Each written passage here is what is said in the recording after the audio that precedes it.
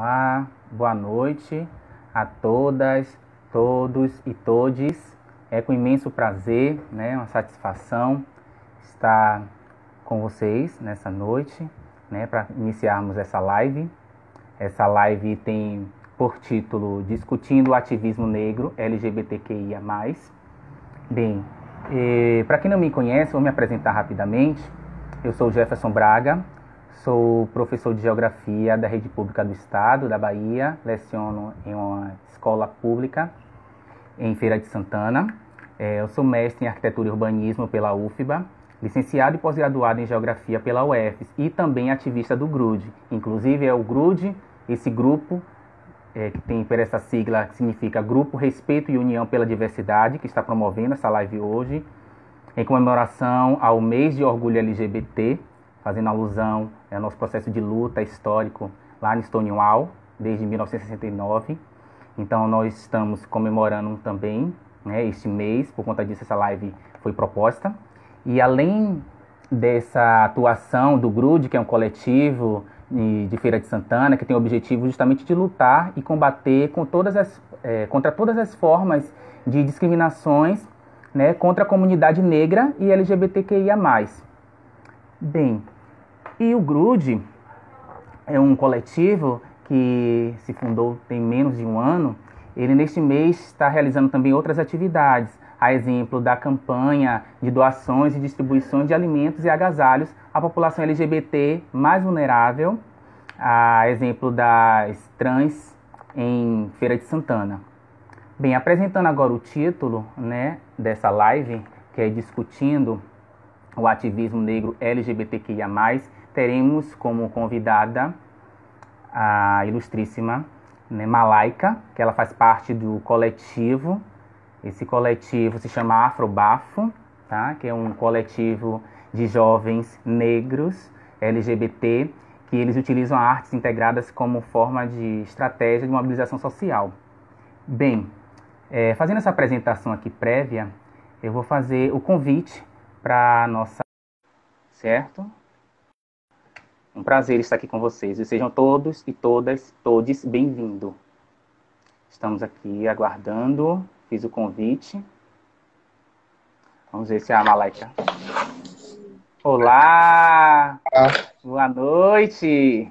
Boa. Estão me ouvindo bem? Tá tranquilo? Sim, aqui tá. Vocês aí estão escutando direitinho? Tá, Tudo. né?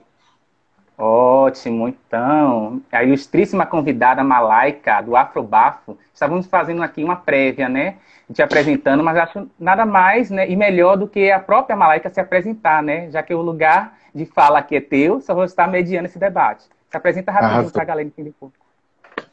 Gente, boa noite. Eita, meu nome é Malaika Ciene, sou André Queen, faço parte do coletivo Afrobafo, do coletivo Casa Monstra, do Beco das Cores, dos Drags da Prevenção e muitas iniciativas aí, E todas elas girando em torno desse lugar da valorização da cultura LGBT e, sobretudo, da comunidade negra enquanto foco desse debate, E dessa cultura LGBT que a gente está considerando. Sou DJ, trabalho como performer e artista visual também. E é isso, assim, brevemente falando o látis da boneca, a louca. Olha, arrasou, viu? Que látis, viu? Bombástico. Pense aí, é lacração pura, adoro. Ela arrasa. Então, assim, a dinâmica é a seguinte, vamos fazer, assim, o bloco de 2 perguntas previamente, que já foi feita aqui, que vão ser feitas aqui, e depois você responder e vou abrir para as perguntas do público. A gente pode fazer assim, tudo bem? Arrasou. Certo? Pronto, então vou começar aqui já com a primeira, que são muitas perguntas para dar tempo, Vamos lá, a primeira pergunta é a seguinte. Como o preconceito racial reflete sobre a militância LGBTQIA+. Então, primeiro também dar boa noite ao pessoal, acho que entrei, não falei isso, Aquela coisa mal educada, desculpem a falta de etiqueta, a louca. Mas sobre a pergunta, assim, agradecer também o convite, eu acho que eu gosto muito, nesse momento da gente também estar podendo criar de alguma maneira essa virtualização dos debates, dos nossos corpos, de quem nós somos, e agradeço a iniciativa, amo Feira de Santana, tenho várias amigas aí, babadeiras, então agradeço muito. e sobre esse babado do como a racialidade interfere nas pautas LGBTs, não é isso? A pergunta, basicamente? Isso, esse preconceito racial refletindo, né, sobre a militância LGBTQI+. Bafo.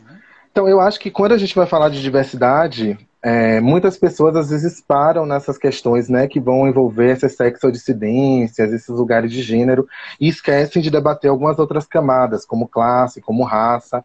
Então, eu acho que esse marcador específico da racialidade, né, que vai gerar um debate de um racismo dentro da comunidade, para nós que somos, né, corpos negros, corpos que ocupam também, né, e dividem essa intersecção entre o gênero e a raça e a sexualidade, eu acho que sempre vai ter, antes desse recorte, né, de ser bicho, ou ser sapatão, ou ser trans, ou travesti, vem a cor da pele também, né, um lugar que é muito direto, é muito objetivo, não tem como você neutralizar a melanina. A melanina, ela é um marcador semiótico fundamental para as relações, né, então, eu, enquanto bicha preta, né, não binária, enfim, que não acredito também nessa divisão necessária de gênero, sinto que parte das relações, né, que eu tenho, em primeira instância, já vem com esse limitador, né, que é debater,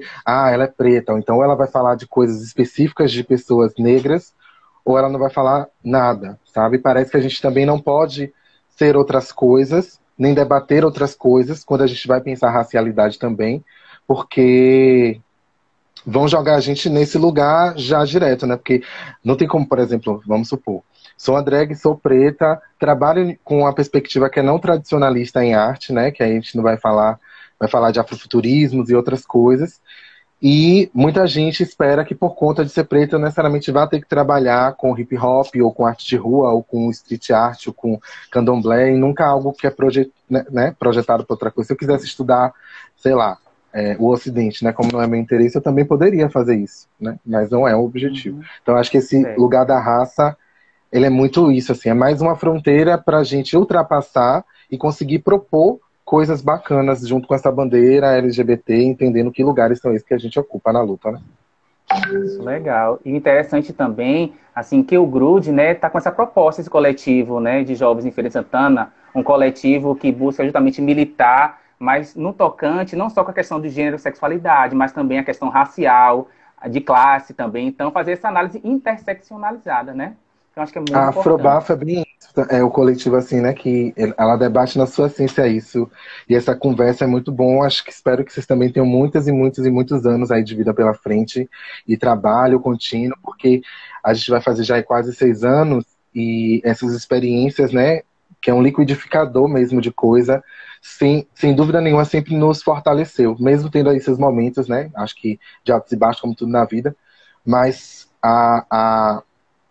a forma como se deu, né, o coletivo e os trabalhos, cada dia mais nos engrandece muito quanto pessoa, fez a gente nos encontrar com muitas outras necessidades, né, de outros grupos, de outros lugares, e que sempre vão nesse lugar de comunhão mesmo para construir uma sociedade que a gente precisa acreditar e precisa construir também, né, para que dê certo. Certo, bem. Já indo para a segunda pergunta aqui, vou lê-la. Na crítica que tem sido feita ao feminismo e ao movimento LGBTQI+, apontou para a existência de muitos movimentos, pois esses apresentam organizações permeadas por muitas facetas. Então, teríamos movimentos feministas, com muito S's, entre aspas, e LGBTQI também com S's, dando conta da pluralidade e diversidade de pensamentos e perspectivas. Você avalia que o movimento negro passou por essa crítica? Há hoje movimentos negros com muito S's, para além do discurso unificado dos anos 80? Eu acho que tudo é muito plural, assim, né, a nível das lutas. Não tem como você pensar, quer dizer, tem como você pensar, mas na prática as coisas têm muitas dificuldades, né? Quando você vai pensar essa multipluralidade, né, de perspectivas, que eu acho que na verdade é essa. Quando você vai falar de movimentos negros, a luta ela vai ser racial, né? A gente vai ali estar debatendo um lugar do negro, da negra, dos negros na sociedade. Só que existem muitas negras, muitos negros, muitas negras em contextos completamente diferentes. Eu não acredito que exista um movimento negro unificado, assim como um movimento trans unificado, ou feminista, ou LGBT. Eu acho que a gente precisa entender a diversidade até nesse lugar que a gente vai ter muito contraponto entre a gente mesmo, sabe? Mas que é isso. O horizonte ele vai ser comum. A forma como a gente vai se organizar para chegar a ele deve ter respeito, deve ter equidade, né, em algum sentido, porque mesmo sendo diversas, a gente precisa também alcançar esse lugar, né, de não atravessarmos as pautas nenhumas às outras. E acho que é mais ou menos isso, assim, sabe? Que eu acredito que essa pluralidade de siglas ou de existências dentro dessas organizações, né? Ela é tão grande que nem às vezes a gente dá conta de perceber o tamanho que ela é. E politicamente isso esbarra, né, muito também nesse lugar onde a gente tem uma divisão binária de Brasil entre esquerda e direita, onde uma esquerda também está perdida e às vezes não consegue compreender essa rítmica, porque ela existe e o processo é muito fundamental para que ela aconteça. Nada determinista, né? A gente precisa analisar a sociedade dentro dessas minúcias, só que a gente não tem tempo, a gente está sempre nesse speed do mundo, né? E é babado. É uma missão de vida mesmo, assim, traduzir como é que a gente consegue equilibrar todas essas existências, vou usar essa palavra, não siglas, nem palavras, nem letras. Verdade. E o nosso movimento, né, o coletivo em si, é uma luta também, né? Uma luta política. Para além da questão do gênero, sexualidade e raça, né, ela é política. Né? Totalmente. Então, e aí, cadê o pessoal? Deixa eu ver se manda pergunta. Já fizemos aqui 2. Só estou vendo aqui se tem alguém. Bora, gente. Pode fazer pergunta aí, viu? Eu sei que tem um monte aqui. Quero ver a participação da galera. Vamos lá. Aproveita aqui essa ilustríssima presença da Malaika, que não é todo dia, não é, amiga? É verdade, eu tô até acostumando com o negócio de live, viu, minha irmã? Porque no início tava sendo mais babado, eu consegui fazer live e tudo mais, não tava conseguindo o ritmo, mas agora tá bafo. A senhora também é a primeira live hoje, estreando com o Grude FSA, sigam também, conheçam o projeto que vai vir coisa massa pela frente. E é isso, a gente um aprendendo com a outra.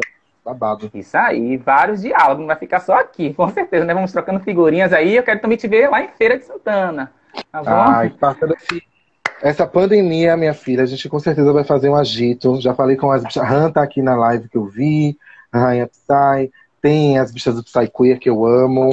Olha. Tem a Carla, que é produtora de uma festa aqui de Salvador também, que enfim, a gente já esboçou fazer um babado por lá, e vamos que vamos. Uma manifesto em Feira de Santana. Adoro. É isso aí. Lacrar lá, com tudo. Agora, o Fábio Ribeiro, que também é um assistente social lá de Feira de Santana, foi um dos fundadores do Glitch, você conhece muito bem ele, né? Ele faz parte também como ativista. Foi babado. Ele tá também no Grude conosco, ele está fazendo uma pergunta aqui. Vamos abrir.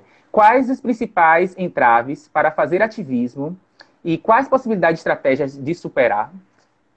Quais os principais entraves de fazer ativismo e as estratégias para superar? Então, eu acho que trabalhar com ativismo é você, em primeira instância, saber que você tem que ter um cuidado com o sentido de coletividade e como também você entende essa individualidade dentro do coletivo. Porque ser ativista, e eu gosto muito da palavra artivista, né, no lugar de ativista, porque, sobretudo no meu caso, através da arte, eu consigo e pretendo comunicar algo, né, de cunho aí, social e tal.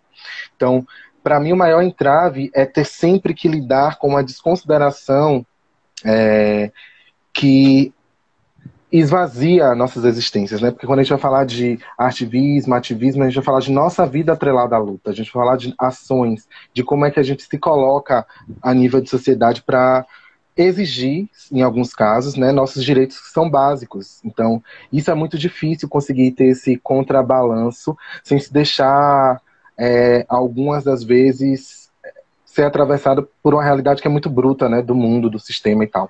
Então, acho que para mim esse é o maior entrave, é conseguir se organizar, a nível de conseguir ter uma saúde mental ok, uma qualidade de vida ok, para você estar forte, conseguindo ali, né, lutar por direitos que não vão ser só para você, vai ser para uma, né, para uma composição de um coletivo que aí, dependendo do tamanho da luta, vai alcançar não só você, vai se estender ao outro. Isso para mim é primordial.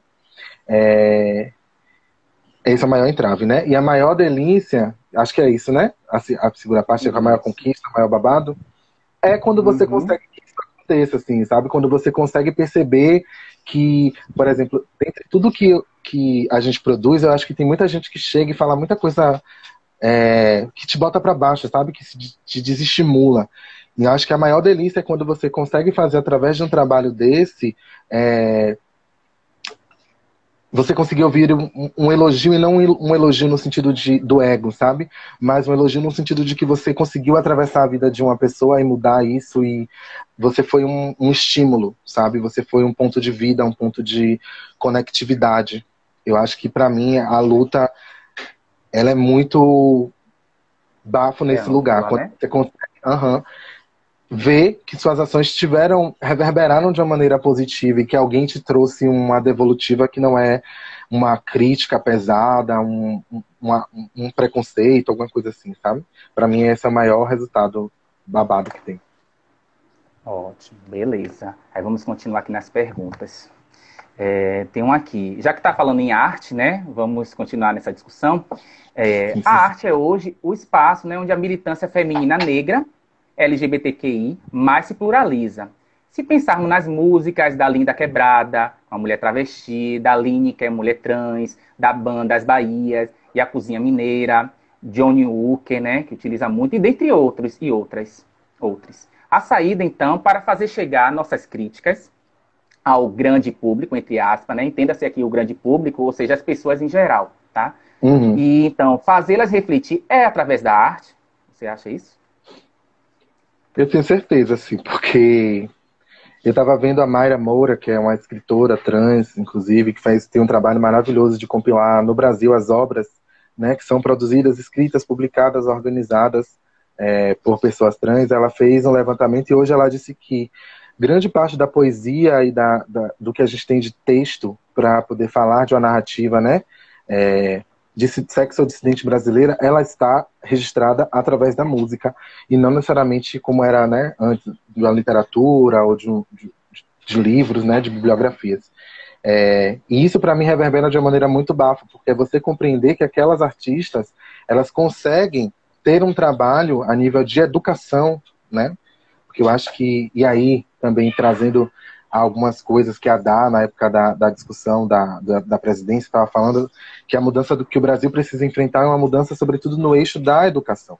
Então, eu acho que essas artistas, quando fazem trabalhos, né, que vinculam suas obras com uma sociedade que elas querem construir e vivem isso, porque ficcionar a vida é também conseguir transformá-la em uma realidade alternativa, elas me contemplam, sabe? Com esse fazer. Então, Lineker, eu acho que muito antes disso, Sandra de Sá, muito antes disso, Elza Soares, muito antes disso, aí muitas outras, ao longo dessa trajetória, né, de resistências e desse movimento afrodiaspórico no Brasil, vem transformando muito. Eu acho que aqui quem é preto e quem é preta, ou quem é branco, ou quem é indígena, ou quem é japonês, enfim, não conseguiu escutar uma música, né, de Elza Soares e aquilo conectar você a não só uma musicalidade, né? Você vai ali para um movimento historiográfico, você vai ali para um lugar de uma resistência feminista. Então, para mim, a arte, ela é e tem consciência, e devemos, a gente que é artista, ter essa consciência sem uma responsabilidade, sem um peso, né?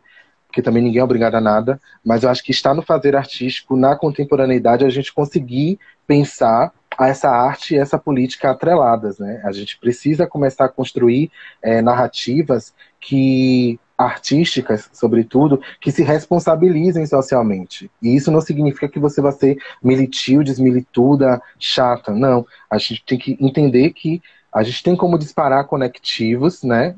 Que transformam e educam, sobretudo. E entendendo essa transformação nesse sentido enquanto força educadora, né? Com certeza. Maravilha. Vamos para outra pergunta aqui. Tendo em vista que a interseccionalidade não é a soma de opressões, mas sim a inseparabilidade delas, como é que você assimila o atravessamento do racismo, capitalismo e heterocis patriarcado em seu corpo nesta encruzilhada? E enquanto artista, como é que você promove uma oferenda artivista a partir deste lugar que você fala, a fim de levar a um incômodo, pois é através deste que se causa uma reflexão, né? Seriam basicamente duas perguntas juntas, né? Tá, vamos lá. Esse lugar aí da soma das opressões, né? É muito difícil você estar localizado numa encruzilhada, onde você vai ter atravessamentos que vão vir de várias direções, e quando a violência ela acontece, você não tem, às vezes, nem noção de qual foi o eixo, né, da sua existência, do que te compõe, que foi violentado. Assim. Então eu tenho um artista daqui de Salvador, que ele é diretor de teatro e que eu gosto muito, que chama Diego Araújo, e que ele traz um texto que inclusive foi publicado como crítica de uma obra que está na revista Gravidade, que também é uma revista da qual eu faço parte enquanto eixo educativo, mas que é composto por uma série de artistas que já passaram mais de centenas, né, de pessoas racializadas e que debatem tudo isso que a gente está falando aqui a nível de arte. E ele fala uma coisa que não existe experiência maior do que aquelas experiências que atravessam o nosso corpo, né? E esse registro que fica e que não vai ser retirado. Então, o que eu penso sobre esse lugar do capital, esse lugar da cisnorma, esse lugar da classe, da raça, é que tudo isso compõe um grande sistema, né, hegemônico de poder que está aí posto há milênios no mundo, mas assim, vamos ter um recorte mais específico, falar do Brasil, que a gente está vivendo há menos de 600 anos, né, dentro de um processo do qual, aí localizando de novo enquanto pessoa preta, a gente está há menos de 200 anos com a pseudo-liberdade institucional, né, tendo que saber como entender esse lugar de liberdade amarrado ainda em todas essas questões que você traz, né, que são essas somas de opressões que atravessam o corpo. Eu acho que a decolonialidade é uma resposta direta a conseguir destrinchar, né, esses atravessamentos, e a partir de como ele a partir da nossa compreensão, né, de como é que cada coisa dessa age na nossa vida, a gente conseguir reorganizar isso, né, e estabelecer novos parâmetros, novos inícios, zerar o jogo e começar de um zero, né, um zero nosso, um zero pessoal, para só aí a gente conseguir construir alguma coisa, porque a gente fala de um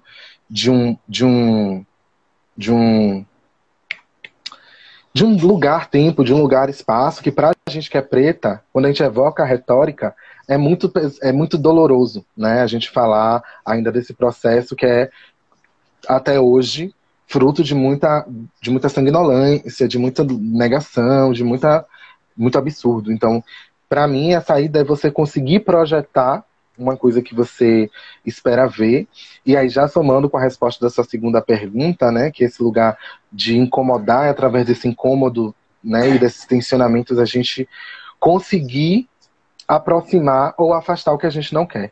Então, a monstruosidade enquanto estética drag, para mim, é uma resposta também direta a isso. Aqui eu consigo propor uma ludicidade, propor uma experiência de tempo, de espaço, de território, de contexto, de tudo onde eu estiver presente com o meu corpo, que é a única coisa que eu possuo no mundo, né? Então eu posso ter o direito de fazer com ele o que eu quiser, o que eu bem entender, porque o corpo é meu e eu preciso decidir sobre ele. Na minha opção foi romper esse lugar de uma pseudo-humanidade, mas ainda me reconhecendo enquanto humana, né? Não me interessando esse marcador binário de gênero, e entendendo que a estética que eu posso propor, embora ela seja não compreensível em primeira instância, ela é real em uma outra. Então, é sempre buscar essas balizas, né, do que é o que, e provocá-las, mas provocá-las criando também uma outra proposição, porque senão a gente fica naquele lugar extremamente bate e volta, sabe? E sem ser propositivo. que é o que muita gente, às vezes, acaba fazendo dentro da academia, né? Por exemplo. Sim. Devaneia muito, mas, assim, no lugar prático do debate, se perde, né? Ótimo. Com certeza. A Gil Wilker está falando aqui que está se sentindo representada, viu? Com suas falas. Um abração. Ela faz parte também do GRUD, viu? Lá do nosso coletivo de Feira de Santana. Lendo agora... Chique. Que eu mesmo. Eu leio agora a pergunta da Pietra. Pietra também do GRUD. O grupo está em peso aqui, tá? A participação da galera. Isso, Morato. Ela está falando aqui do seu estilo drag, né? Que você foge dos padrões impostos. Então, o que é que você sugere para nós, artistas, ajudarmos a quebrar isso, tendo em vista que a arte não tem um padrão, né? Então, eu acho que aí, falando isso, antes de fazer a arte drag em si, eu trabalhava com o eixo de artes visuais, né? Galeria, museu, mediação cultural, essas coisas. Lá, eu tinha já uma percepção de que eu acho que a arte, ele condiciona uma impossibilidade, ou uma infinidade de possibilidades, né? Então, quando eu fui fazer drag, eu acho que a primeiro choque que eu tive foi porque existia, embora ali um conjunto de artistas muito grandes e muito diversos, atendiam a um tipo de modelo ou de forma que eu não estou criticando como boa ou como ruim, mas existe uma moda ali, né? Uma reprodução desse feminino e desse lugar e que jogaram a drag ou compreendem ela, né, de uma maneira limitada ou de uma maneira que lhe contemple também.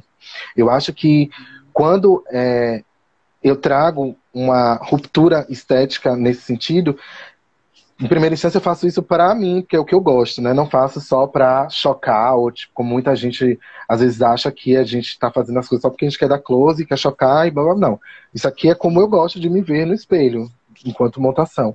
E é o que é o que, enfim, me move. Assim como, além de mim, existem muitas outras irmãs aqui em Salvador e no mundo que também se montam assim, né? Fora dito desses padrões. Eu acho que o maior lance é você sempre perceber que padronização é essa? O que é que você quer vincular enquanto mensagem? Um dia sair da casinha e se permitir, porque nada é determinista também, né? Acho que eu tô assim, ontem eu fiz a montação que eu tava, tipo, a vendedora de bar aqui do Pelourinho, sem estar montada com a pele rosa, com a pele natural. Acho que é sempre entender que a gente nunca bateu o martelo e definiu nada, sabe? É conseguir ser mais fluida e respeitar nossos moods, né? Nossos estados. Tem o dia que você vai estar acordar e quer, sei lá, tá azul. Tem outro dia que você vai acordar o momento, né, que você tá afim ali de fazer, né? Porque a identidade nossa é fluida, né? Que tá errado ou que tá certo, mas entender que aquilo é o que você tá com vontade de fazer, sabe? Não sei se eu respondi muito bem, mas acho que eu penso muito assim, esses bafos. Ótimo. Gente, eu falo pra caralho, eu tô meio prolixo, desculpem, viu? Tá ótimo. Acho que a galera aqui deve estar amando. Tá vendo vários likes aqui. Excelente debate. Malaika maravilhosa. Não conhecia o trabalho, você tá adorando. Parabéns pelo debate. Tem um comentário aqui agora, né? Do Vasconcelos. Né? E aí eu vou para mais uma pergunta.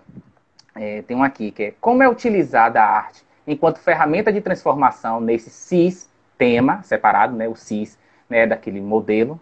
Não é com S, é com C. Repita, né? aí, por favor, pergunta que estava aqui agora seca no comentário, vendo o pessoal. Inclusive, só uma pausa. Ticoã, minha filha, beijo. Henrique, todo mundo, Vasconcelos, ó, arrasaram, viu, gente? Eu tô vendo aqui, Ó, o Will que tá falando. Mas tá babado. Arrasaram. Ó, o Will falando. Quer ser amiga, ó. Uma grande pessoa e artivista. Vamos sentar quando passar tudo isso numa mesa de bar e tomar todas. Arrasou. O Feira Salvador, fazer a ponte aí, né? Eu acho. Mara. Top. Sim, então, desculpe, pode perguntar mesmo. Vou lá. Então, como é utilizada a arte enquanto ferramenta de transformação nesse cis, tracinho hífen, né? Tema, o cis com C, no caso, onde a categoria analítica raça determina que artistas brancos, mesmo LGBTs, né, sejam mais aceitos e nos espaços em detrimento a artistas cujos fenótipos marginalizados ou indesejados. Então, é uma coisa louca, porque a maioria das vezes os espaços de poder que a gente consegue ocupar já está ocupado de alguma maneira, ocupado não, expropriado, né, roubado, por pessoas, e eu não vou dizer aqui brancas no sentido de sempre estar racializando trazendo esse lugar do branco como pejorativo, pelo amor de Deus. Desconstruam esse lugar desse racismo reverso, doentio brasileiro. E vamos entender esse lugar do branco e da branquitude enquanto um movimento sistemático que ocupa a hegemonia, né? Tanto política, quanto educativa, quanto, né, de várias maneiras no Brasil. Então a gente tem um esquema político, pedagógico, educativo, artístico, social, que ele é pautado em cima da branquitude, né? A branquitude enquanto colonialista, a branquitude enquanto a pessoa que estipulou o que é norma e o que é que a gente precisa seguir. Qualquer coisa que destoe disso é um atentado violento ao sistema, né? Qualquer coisa que não siga uma padronização imposta, compulsória, né? E que vá provocar uma desestabilidade nisso, vai ser vista com muita atenção. E tem outro ditado popular, que prego se destaca, merece ser martelado. Então a gente luta cotidianamente para entender isso, né? Como é que eu sou obrigada, ou obrigado, a conviver com um mundo que me impõe uma forma de existir, de ser, que não é minha, entende? E que se eu não me adentrar a isso, eu vou ser louca, eu vou ser doente, vou ser patologizado, vou ser criminalizado, vou ser marginalizado. E aí uma série de outras coisas punitivas, que aí é uma medida também, né? Não vamos esquecer que o Brasil começa a nível educativo com os jesuítas e que pregam o lugar da tábula rasa, de você ser um corpo vazio e que as pessoas vão ali preenchê-la com alguma informação. Ignoram e neutralizam completamente esse lugar da identidade. Então isso é a nossa base educativa, né? A catequese e o processo jesuítico de educação. Depois disso foi só lama, né? A gente vem aí com a República tentando dar algum sentido aí educativo, né? Para o povo, mas a gente também vai questionar que povo é esse, que educação é essa naquela época, pré-golpe, né? E que para mim são os dois momentos mais cruciais a nível de educação para a gente entender isso, né? Da branquitude como norma, porque ali a escola, além do eixo familiar, e aí a família, para quem é preta, é um dilema também, porque às vezes a gente não tem tempo nem de ser matriculado na escola, como existem casos, né, de evasão muito grande de infantil, enfim. Então, assim, a escola seria um lugar que vai estar responsável por educar a gente. E porque isso é um papo que é muito longo, mas resumidamente é dizer que, gente, a gente precisa realmente começar a pensar e consumir epistemologias que não são as que a gente foi educado a nível do sistema educacional formal, né? Porque, e aí não estou dizendo que todo mundo tem que tocar fogo nas escolas, nem odiar os professores, não é nesse sentido, mas assim, que tipo de educação a gente, por si só, também, né? E aí também não estou falando atrelado necessariamente a entender a internet como meio de educação ou uma biblioteca. A cultura popular é uma fonte imensa de educação, a oralidade dos povos de matriz africana é uma fonte imensa de educação, a dança da capoeira é um babado, né, no eixo tradicionalista. Então existem muitas formas da gente conseguir pensar a educação. A gente só tem que parar, às vezes, de dar a valorização ao que as instituições e os processos educativos formais impõem a gente enquanto epistemologia. Então, pensar esse rompimento com a branquitude e com o branco é pensar em escala macro isso, né? Para parar também com essa baixaria de estar achando que é preto que está brigando com branco, ou branco que está brigando com preto, ou interracialidade é um lixo, não. A gente só precisa entender em que a gente está baseando nosso processo de pesquisa e nosso processo de edificação de identidade, né? Perfeita colocação, né? O Tino Khan tá falando aqui. E assim, tem uma questão também que às vezes a gente se depara, né? Com algumas pessoas acham assim, porque eu tenho um fenótipo mais claro, né? Não assim, negro pela cor. E aí que não é possível estar nessa luta, né? Todo mundo junto. Eu acho que a gente tem que também parar um pouco com isso, né? Isso. Tem uma outra amiga, assim, que ela trabalha com a perspectiva de cultura indígena, né? E cultura LGBT, enfim. E tem um lugar que a gente também sempre, às vezes, para discutir, que é essa tendência imensa, de novo, de binarizar sempre entre o branco e o preto, problemas que a nível de Brasil vão englobar outras racialidades também, né?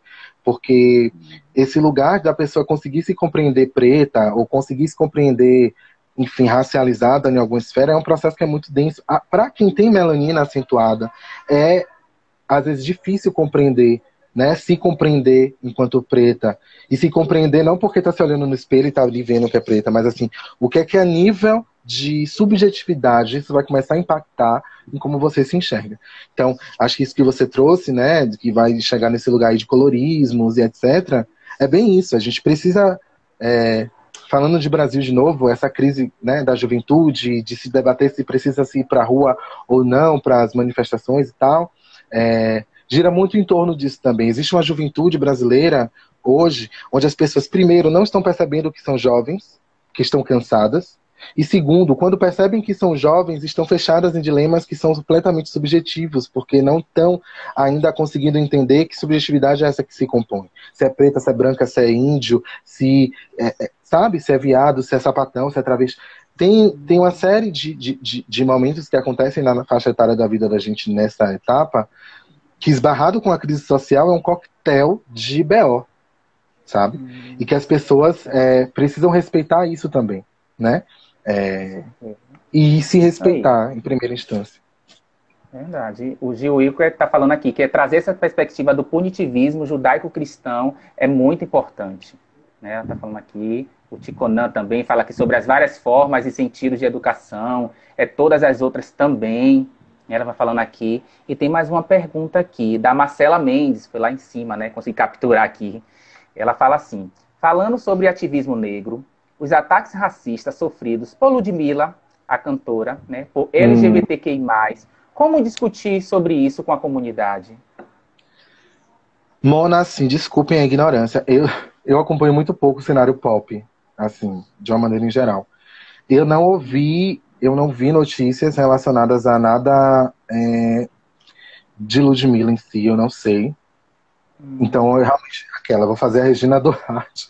Eu não tenho como... prefere não opinar, né? Se não sabe, ter a humildade de reconhecer, né? Não sei, realmente não vi. Não vi, mas eu vou procurar ver e faço um vídeo depois e posto no meu canal, meninas. Ah, louca, tô brincando. Mas eu não vi não. Certo. Tem outra aqui. Que o machismo estrutural na nossa sociedade, nesse sentido, permeia a forma de pensar e agir dos homens, ou melhor, os homens negros, né? Como esse elemento agrava ou impede que o movimento negro, em amor, né, demandas colocadas pelas feministas negras, como seria isso? E pelos LGBTQI? Eu não sei se eu entendi muito bem, mas o caso seria as masculinidades negras conseguindo assimilar o que o feminismo propõe e englobar isso na pauta de suas lutas, é isso? Sim. Gente, é babado, porque é isso, né? A racialidade é uma existência, é um fator. Acho que toda e qualquer masculinidade, ela deve existir enquanto manifestação plena de uma energia no mundo, que é a energia, né, do masculino, e sem esse papo de masculino ou feminino sagrado. Porém, a gente precisa compreender o que é que essa masculinidade ela vai nos ensinar enquanto postura, né? Então, a maioria dos homens negros, eles atravessam um âmbito de não serem sequer humanizados, né? Existe ali um conceito quase animalesco de identidade, onde ele precisa ser viril, ele precisa ser gostoso, ele precisa ser forte, ele precisa ser interessante em algum nível. E qualquer coisa, e isso tudo já é uma aberração, porque ele só vai servir para isso. Aquela coisa, né, de fugir da norma. Quando um homem negro se depara com dentre todas as fragilidades que ele passa, com mais uma dessa, que é questionar aí sua eficácia, que foi o que ele foi ensinado para ser, ele entra num ponto que aí o filme Get Out vai trazer, que é muito bom, que é esse ponto de suspensão, né? Ele fica neutralizado no espaço, né? Na minha leitura. Acho que o feminismo negro traz para isso conseguir, no poder aí das Iabás, no poder também dessa energia de compreensão que é cosmogônica, mas que se materializa também nesse espaço-tempo que a gente vive hoje, ensinar que a gente precisa ser maleável, a gente precisa também conseguir entender a sensibilidade como um ponto de partida, sabe? Não tem que ter não precisa ter vergonha disso, não precisa ter medo ou negar isso. Eu acho que você, em primeira instância, conseguir assimilar essas mensagens, né, essas experiências, essas lições, esses oriquis, e através dele tentar não reproduzir, porque a reprodução também é um lugar, né?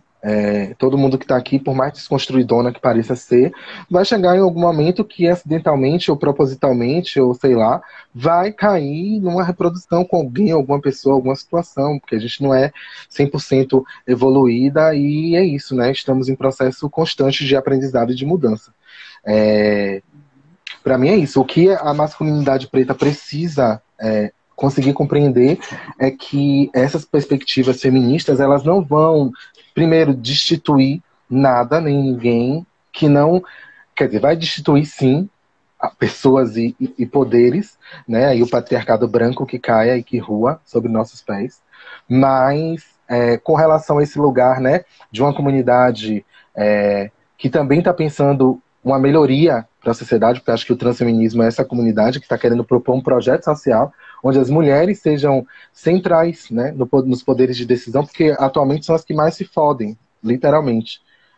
E que às vezes a gente nem tem noção, porque primeiro que não passamos pelas experiências, segundo que são subnotificadas qualquer e toda experiência que vá atravessar um corpo de uma mulher preta, sobretudo se ela for aí marginalizada, se for uma mulher em situação de rua, se for uma mulher que enfim, espancada e que a gente não sabe, ou uma mulher que, como hoje, no período do Covid, está extremamente silenciada em casa, tendo que ter uma vivência, né, grotesca com o marido, que provavelmente vai ser o... violência até, né?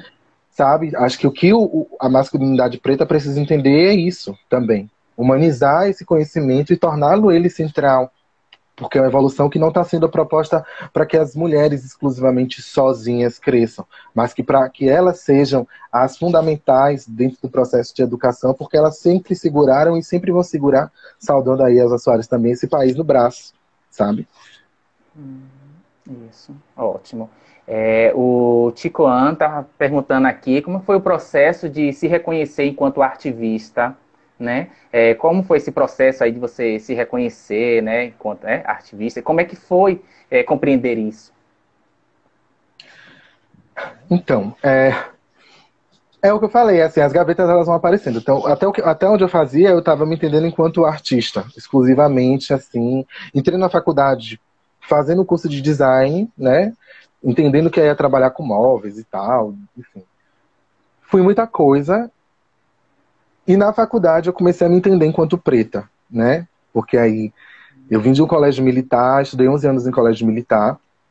E foi um momento assim também que eu só estava ali estudando, não tinha essa consciência de olhar para mim, me entender e tal.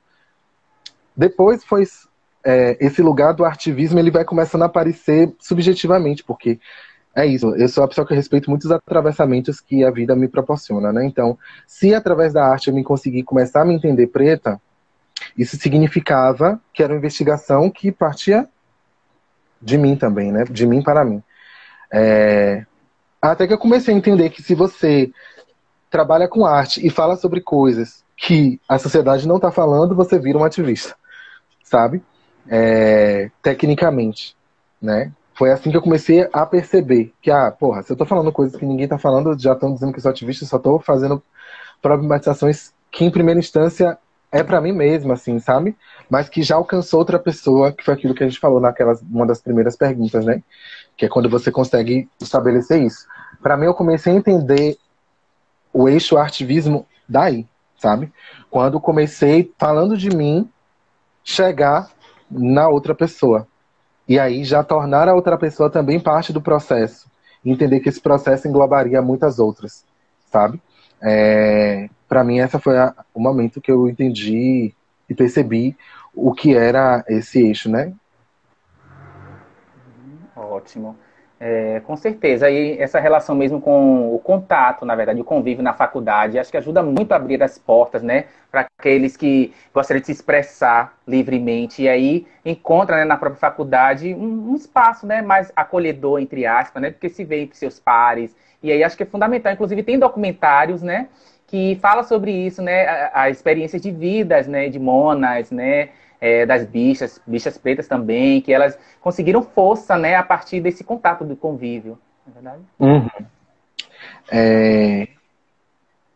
É isso, a universidade é muito importante. Eu acho que tudo que eu aprendi assim relacionada a, sobretudo, estudo de equilíbrio, todas as coisas de ensino técnico, ela realmente tem muita condição e ela te forma e tem suas limitações. Mas, por outro lado, ela tem um mecanismo e uma logística que é muito densa de você conseguir dar conta, assim, né? Eu, por exemplo, estudei 9 anos. Em 2018 eu recebi um júbilo da universidade por questão de manutenção, de não conseguir estar indo para aula, ou enfim, tendo que trabalhar de madrugada e aula tendo de manhã, não tem outro horário para poder você estudar e você, enfim, todas essas coisas que você tenta conversar, mas eu sei, mas o processo é esse, ninguém muda o processo, sabe? Quem pode, né? Que eu estou falando que são as pessoas que estão aí com seus cargos e com suas gestões. Tendo reunião com o MEC, tendo que mentir nota de universidade para dizer que a universidade é foda, mas a universidade não tem nada, ou tem laboratório que professores ganham, mas não estão trabalhando. Nesse nível. E o aluno que quer, ou que tem uma condição de estar estudando porque gosta de estudar, só não está ali porque a forma como eles se colocam é intransigente para fomentar o que a gente está pensando enquanto educação, né? É babado. Com certeza.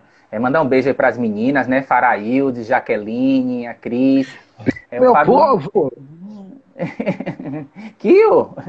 Deixa eu ver aqui. Bio Ribeiro, Fábio, tá fazendo outra pergunta aqui. Qual é o seu olhar sobre as relações afrocentradas entre LGBT+. Qual é o meu olhar entre relações afrocentradas entre LGBTs+. Isso. Amiga, é uma grande babado, né? Assim, acho que, de novo, no Dia dos Namorados, Desirê Beck, que é uma mana daqui, que tem até tá rolando um concurso que chama TNT, que nós vamos participar, enfim. Ela puxou uma live que era Dia dos Namorados para quem, né? Que ia debater justamente esse lugar de como corpos que sofrem, né, essas retaliações por conta de preconceitos se relacionam com esse lugar da afetividade. É um lugar de grande bug, assim, de uma maneira geral, pelas experiências que tanto eu tenho quanto eu converso com outras pessoas, né, desse mesmo contexto e tal.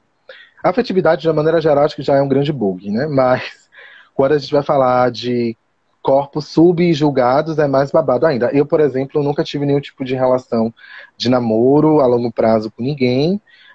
Sexo sempre foi um lugar também muito do mais com o mesmo, daquela coisa, quem sabe que, né, todo mundo acha que aqui de alguma esfera já fez, ou ainda até hoje mantém essa prática, porque, afinal, se você for pegar e ver quantas pessoas bichas pretas namoram e tem um relacionamento estável, pleno, ou sapatão preta, ou travesti, você vai ver que é uma coisa quase não existente e que atravessa todos esses bafos. A gente fala muito de desconstruções e nananã, mas temos sexualidades e hábitos forjados em um desejo, em uma normatividade que, para também desconstruí-la, é bizarro, porque é todo o tempo que a gente está aprendendo enquanto na pornografia, porque eu acho que é um lugar também que educa muito o povo LGBT a nível de... Educa não, né? Que deseduca muito o povo a nível de perspectiva, né, sexual.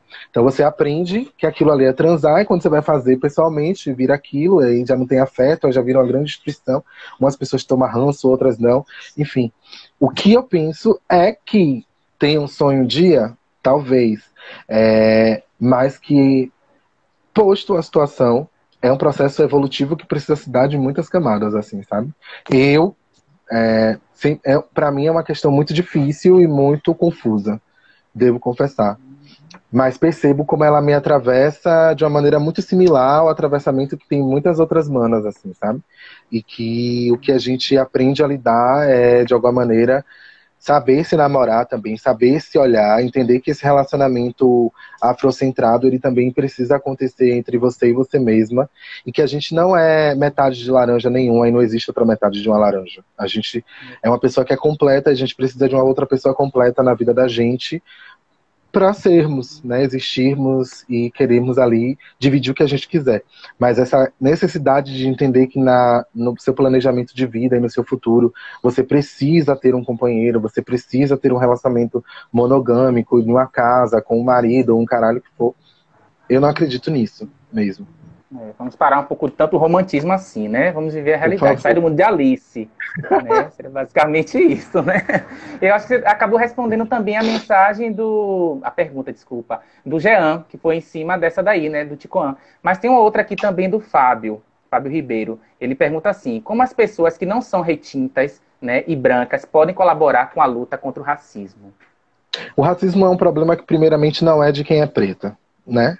O racismo é um problema que ele é um problema de uma sociedade doente. Então, independente da cor que você tenha, eu acho que a luta antirracista ela deve existir na sua integralidade do dia a dia, que é você entender. Não marginalize um corpo preto. Se você estiver fazendo isso em qualquer instância, você está sendo racista. Consuma o trabalho de pessoas pretas, tal qual você ouve Britney Spears. Leia pessoas pretas, assim como vão mandar você ler pessoas brancas. Assista filme que que não tenha ali só pessoas pela cota nele, sabe? Vá a lugares que tem pessoas pretas sem medo de ser roubada. Não levante a sua janela do carro achando que o flanelinha vai te assaltar. Não fique com medo de ter uma pessoa preta atrás de você na fila do banco. Não deixe de pensar se vai sentar do lado de uma pessoa no buzu, porque ela é preta e ela parece um ladrão ou parece que ela vai feder, como hoje eu ouvi de muitas pessoas. Então, eu acho que a luta ela acontece de várias maneiras e de formas que a gente às vezes nem dimensiona, porque o racismo é isso, é um projeto de sociedade. Então você vai ter hábitos que você não vai estar tendo noção na hora que estiver acontecendo que estão sendo racistas, e quem vai perceber isso é quem atravessa o racismo, que é o corpo preto diretamente. Mas ele está acontecendo e sendo fomentado exclusivamente, né, por um plano que é de construção social. Então vai da prefeitura ao governo, ao presidente, à sua vizinha, a você mesmo. Então ele atravessa todas essas esferas. Como é que a gente vai fazer essa luta tendo essa sensibilidade, não sei, de não estar caindo nesses lugares comuns, assim, entendeu? Porque realmente vai para muitos lugares assim, esse efeito racismo, né? Instantâneo. Com certeza. Beleza. Tem uma outra pergunta aqui do Gil, não é isso? Gil Wilker. Ele fala assim que penso a efetividade afrocentrada enquanto posicionamento político antirracista, sobretudo dentro da própria comunidade LGBTQI+. A exemplo, dentro de aplicativos, né, como o Grindr, que sempre é hipersexualizado.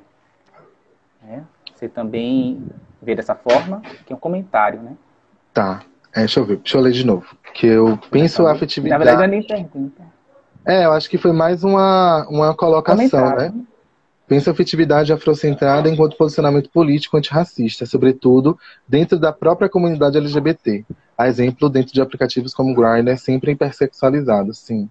Ou hipersexualizado, ou também bloqueado instantaneamente, né?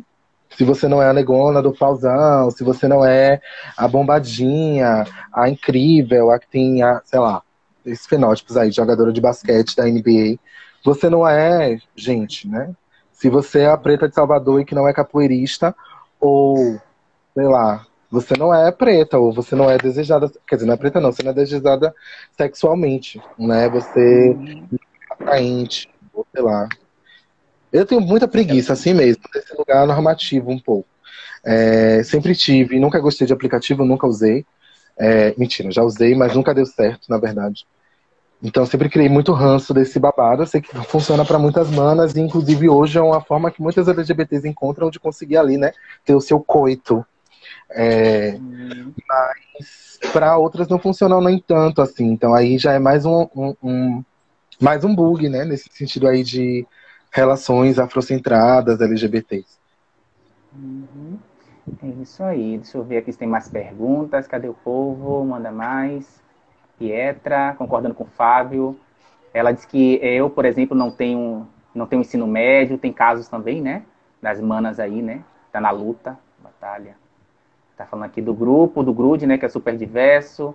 Que o Fábio mesmo falou que nós temos a diversidade, mas sem perder as individualidades. Aqui mesmo em Salvador tem um projeto que tem uma mana que chama Petra Peron, que ela está saindo como candidata para uma bancada coletiva, que chama Bancada de Todas as Lutas, que vai tentar justamente propor a nível de política pública mesmo, né? Essa disputa para a gente conseguir entender que tudo bem, uma pessoa é isso, aquilo outro, mas assim, a gente tem como sentar todo mundo junto numa mesa, dignamente, e conseguir debater enquanto, né, pensadoras, enquanto pessoas que ali estão problematizando a sociedade de alguma maneira. Então, isso todo mundo pode fazer, né, a partir do momento que se sinta confortável, que seja seu interesse. Essa bancada de todas as lutas vem desenvolvendo projetos onde, por exemplo, a própria Petra vem, né, através desse lugar da arte drag, a arte LGBT, tensionado alguns debates, né, pensando esse lugar político, social, junto com uma outra pessoa, né, que também representa a bancada, que é Jamerson, que é de uma comunidade de Cajazeiras e que vai debater a racialidade e essas masculinidades pretas. Tem o Amapô, Xênia, que vai trabalhar aí com esse lugar da mulher negra também como pensadora e como uma pessoa que gere a sociedade. Ela tem um trabalho belíssimo como doula, né? E que põe aí a vida no mundo também. Então, assim, existem pontos de partidas filosóficos e político-pedagógicos que vão se somando e vão se aglutinando, entendeu? A gente precisa entender a potência da diversidade nesse sentido. Não só como bandeira, não só como dizer, né, nas siglas que fulana, beltrana e ciclana. Não, olhar para um projeto e conseguir enxergar a participação dessas pessoas na construção dele. O Brasil precisa disso, né, na sua política pública. A gente tem hoje uma bancada que, no parlamento, né, e nessas esferas federais, são compostas na sua maioria por uma bancada de pessoas brancas, homens, evangélicos, que não representam nem culturalmente, nem a nível de identidade, nem a nível de nada o país, né? Então, para mim, essa questão entre uma pessoa menos retinta ou branca, como é que ela soma na luta, tendo essa noção, tipo, né, você é alguma coisa, mas assim, para além do que você é, o que é que você pode fazer? O que é que você tem para propor? Né, pensando nesse englobamento, né, de pessoas. Verdade. É assim, o papo tá tão gostoso aqui, tá, Mara? Mas só que aí o tempo aqui tá apertado, se eu não me engano, falta 2 minutinhos. Oh, meu Deus. E aí? Sim. Vamos dar um recado final, né? Estão mandando Mas fazer eu pose. de papo, viu? Gostei muito. Abafo, né? Como diz vocês, aprender agora, viu? Levar pro grude, né? Babado. Adoro. Afrobafônicas. Isso, arrasou. Dil, que tá gostando. Você quer dar umas palavras finais aqui? Acho que foi isso, assim, agradecer de novo mais uma vez a todo mundo que acompanhou, a você também pelo convite, ao Grude pela iniciativa e desejo muita, né, progresso e vida longa para vocês. Acho que o caminho é muito esse mesmo, a gente abrir a boca e falar, porque a gente precisa falar, sim, e a gente está aqui para isso e incentivar cada vez mais manas, monas, minas, sem o clichê da frase, mas a convocar mesmo essa juventude, essa galera para botar a cara e dizer que a gente precisa existir. Para a gente existir, a gente tem que se mover. Movimento é força, né? Axé é movimento, Exu é movimento, já também aí pegando esse lugar do que eu acredito Claro, enquanto fé. Então é exurizar mesmo e movimentar-se, sabe? Não se sabotar, mas saber que isso vai acontecer e estar junto à guerreira, incentivando e estimulando as nossas, porque senão a gente cai em vários abismos. Então eu acho que ter essa noção e responsabilizar-se com muita afetividade e tendo cuidado de estender ao próximo tudo aquilo que a gente quer pra gente também, né, em primeira instância. foi lindo, top, Mara mesmo. O pessoal tá agradecendo aqui. Eu também agradeço de coração, assim, por ter recebido esse convite. Chique. Vamos estar em outros momentos também trabalhando. Espero também te ver performando, né? Lá em feira mesmo, a gente, na militância, nas ruas, né? Lá Bora levantando, sacudindo a galera. Né? Eu Passar a amo. quarentena aí, né, gata? Fazer uma intervenção lá no Beco, né? Lembra do Beco da Energia? Né? É lá mesmo. Olha, eu lembro de Fábio, Márcio Punk. Mona, eu sei que eu cheguei nesse babado com o Teodoro e foi um babado. Os Psyqueers que eu adoro, Vivian, enfim. Eu amo muito mesmo. Inclusive, antes da quarentena, um pouco eu tava em feira, numa festa, babado.